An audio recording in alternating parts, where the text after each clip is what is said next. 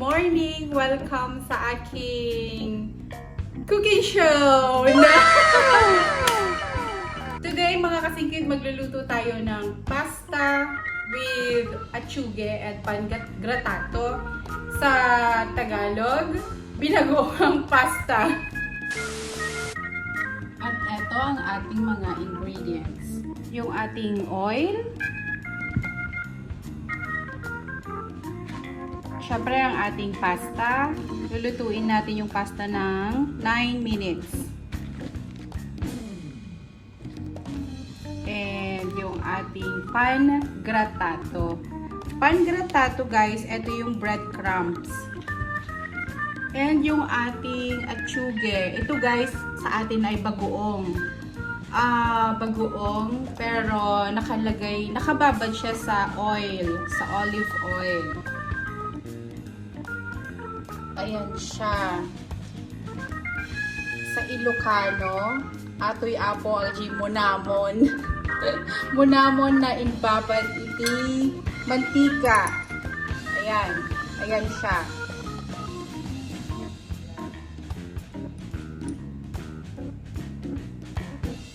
So, sa ating ingredients, may napapansin ba kayo guys?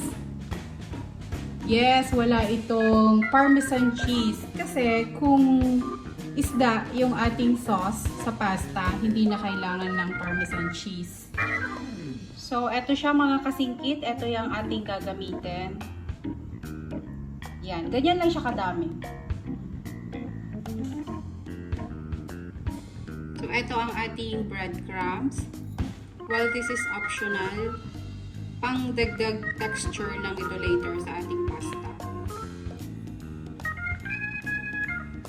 Kung wala po kayong breadcrumbs, pwedeng yung toasted bread. Yan, dudurugin nyo lang siya.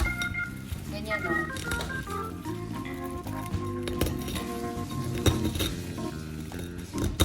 So, ganyan siya pag nadurog.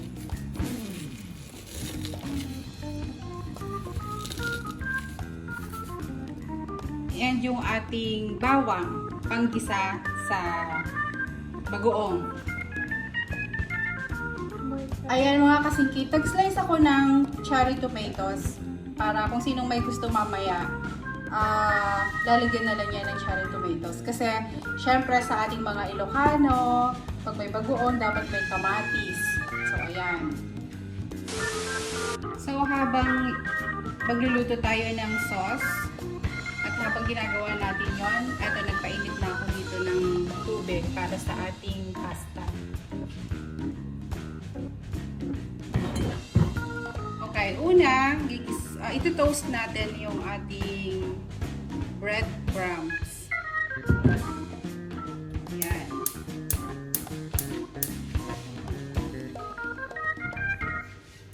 Mainit na to. Konting mantika, pang toast lang sa ating breadcrumbs. Yan.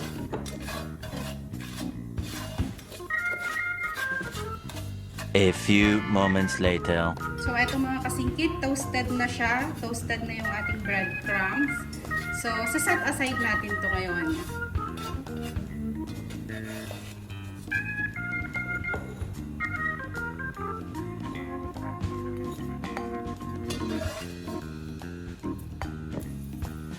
Isa natin yung ating bawang, and then yung ating anchovies, bagoong. Yan.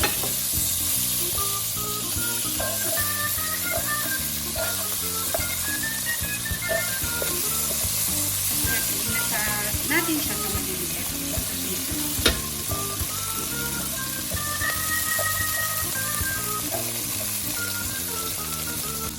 So, ganyan lang siya guys.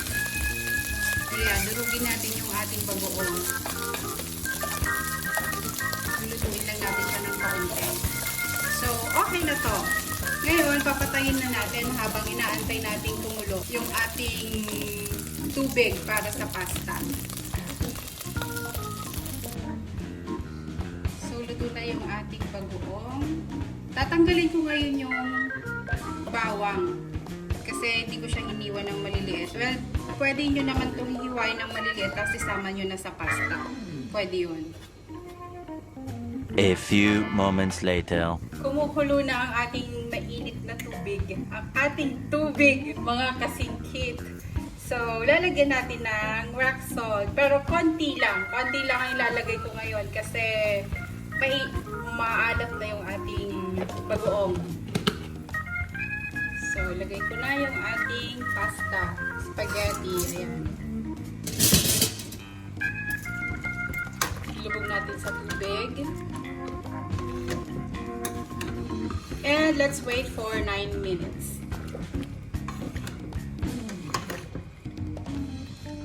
Pagkalipas ng 10 minuto, Ayan ang ating pasta.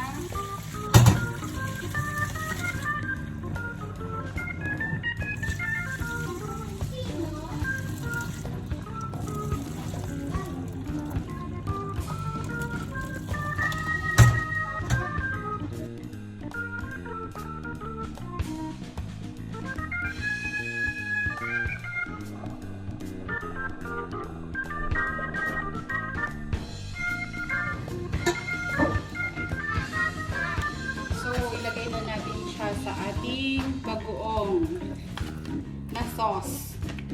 Ayan. And yung ating breadcrumbs or toasted breadcrumbs. Or toasted bread kung wala kayong breadcrumbs. Ayan. So, inuulit ko mga kasingkit, wala itong Parmesan cheese kasi isda siya. Isda yung ating sauce.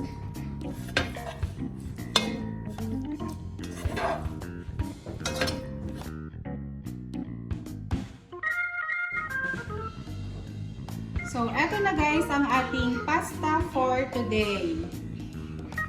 Pasta with achuge and breadcrumbs.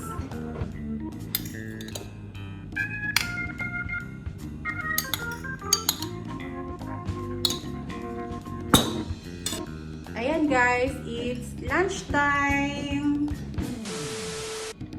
So, ayun mga kasingkit, diba? Akalain nyo, ang bagoong pala ay pwedeng ilagay din or ihalo sa pasta. Very easy to cook, very affordable. So, try nyo. Thank you for watching! Please don't forget to like my videos, subscribe to my channel, and also ring that bell button to keep you updated.